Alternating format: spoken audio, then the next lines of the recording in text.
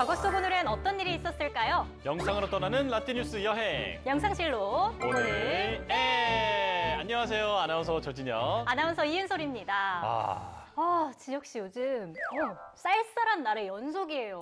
벌써 그럼요. 겨울이 성큼 다가온 것 같은데 어떠세요? 옷차림도 이제 일교차에 맞게 좀 더 두툼하게 좀 입어야 할 것 맞아요. 같은데 딱 보니까 너무 멋부리다가 좀 춥게 입으셨네. 패셔니스타는 얇게 입어야 된다고요. 스타까지 되세요? 그럼요. 여름엔 덥게 입고 또 겨울엔 춥게 입고 또 저는 커피도 얼죽아만 마시거든요. 그래요? 젊은 세대잖아요. 젊긴 젊다. 네. 이렇게 슬슬 연말이 다가오니까 몸도 좀 춥지만 저는 마음까지 좀 추워지는 것 같아요. 띠로리. 제가 해결해 드리겠습니다. 마음이 추워질 겨를이 없도록 쉴 틈 없이 일해보자고요. 네, 오늘도 과거 여행 떠날 준비 되셨죠? 그럼요. 네, 바로 출발해 볼까요? 네. 그럼 과거 속 오늘엔 어떤 일들이 있었는지 함께 보시죠.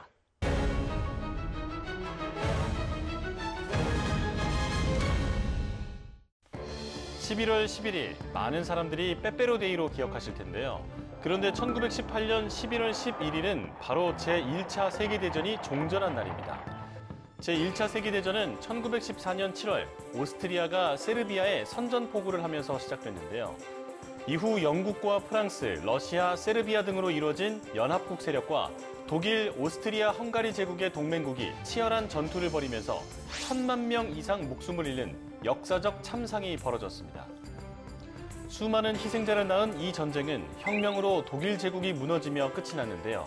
당시 4년 만에 찾아온 평화에 프랑스 국민들은 환호하는 모습을 보였고 전선에서 돌아온 군인들은 감격에 젖었습니다.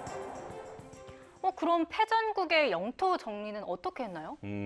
종전 이후의 승전국들은 네. 독일의 해외 식민지를 모두 나눠 가졌어요. 이때 독일은 알자스 로렌 지역을 프랑스에 이양했고 신생 국가들의 영토 일부를 양보했습니다. 이뿐만 아니라 막대한 배상금도 물어야 했는데요.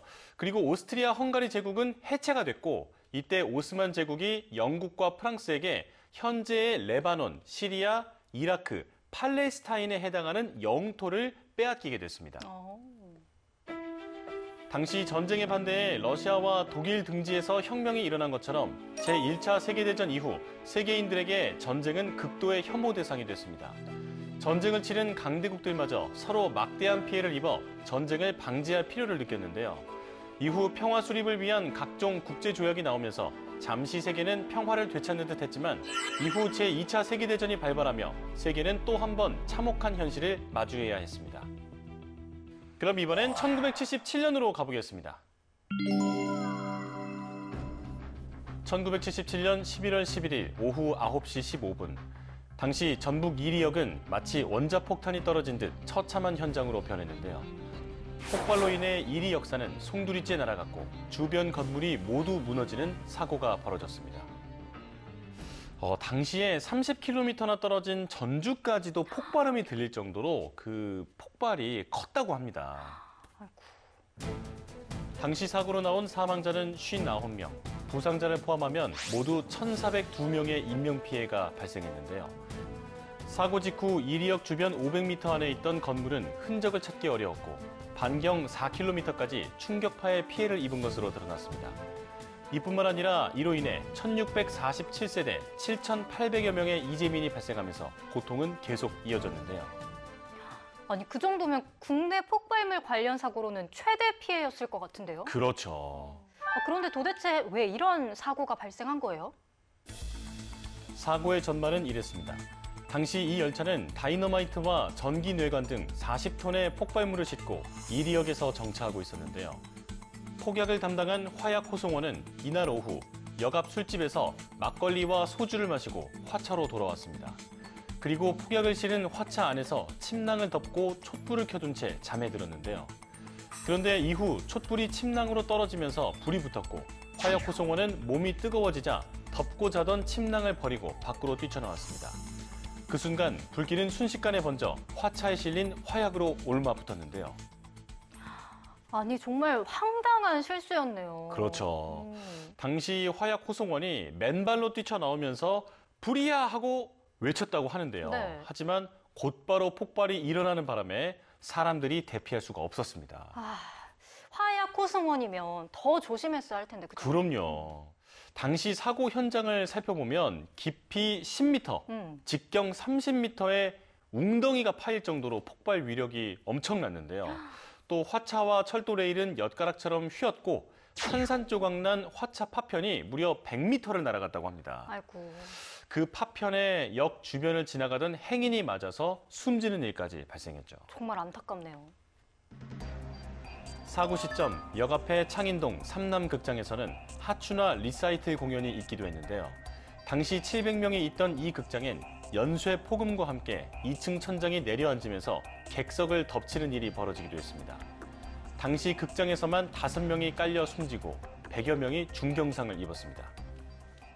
하춘아 씨에게도 정말 가슴 아픈 기억일 것 같아요. 맞아요. 정말 놀랐겠죠. 예. 당시 하춘아 씨도 폭발 사고로 부상을 당했는데 사회를 보던 코미디언 이주희 씨가 하춘아 씨를 업고 병원으로 달려갔다고 한 일화가 아주 유명하죠. 네. 사고를 낸 화약호 승원은 숨어 있다가 다음 날 아침 경찰에 붙잡혔습니다. 어둠이 걷히고 날이 밝자 이리 시내의 모습은 전쟁이 휩쓸고 난 뒤에 폐허를 방불케 했는데요. 이후 이 사건은 현재까지도 안전 불감증으로 인한 인재로 기억되며 많은 사람들에게 끔찍한 기억으로 남아 있습니다. 그리고 11월 11일에는 또 다른 역사도 많았는데요. 1821년에는 러시아의 문호 표도르 도스토옙스키가 태어나기도 했습니다. 자, 지금은 훌륭한 작품으로만 기억되지만 도스토옙스키는 사실 도박 중독자로도 유명했거든요. 네? 아내에게 쓴 편지에 도박판에 다시는 가지 않겠다라는 다짐을 적기도 했고요. 그리고 도박으로 전 재산을 탕진하는 바람에 앞으로 쓸 작품을 담보로 선금을 받아서 이걸로 또 도박을 하기도 했다고 합니다. 아니, 제가 알고 있는 이미지랑 너무 다른데요? 그렇죠. 대문호에 좀 어울리지 않죠. 그러네요. 소설 노름꾼이 사실은 자기 얘기라는 말도 있어요. 오. 또 1572년에는 천문학자 티코 브라헤가 밤하늘을 관측하다가 카시오페아 자리에 나타난 초신성을 처음 발견하기도 했습니다. 초신성 저 알아요. 보통 신성보다 10,000배 이상의 빛을 낸다고 하잖아요. 그죠? 그렇죠. 초신성은 질량이 큰 별이 진화하는 마지막 단계인데요. 급격한 폭발로 엄청나게 밝아진 후에 점차 그 빛이 사라지는 게 특징입니다. 발견한 사람이 천문학자 티코 브라헤라서 이 초신성을 티코의 신성이라고 부르기도 합니다. 자, 이렇게 오늘도 열심히 과거 속으로 달려봤는데요. 영상실록으로 만나본 오늘의 과거, 여러분은 어떠셨나요? 그럼 다음 시간 더 알찬 이야기로 만나요.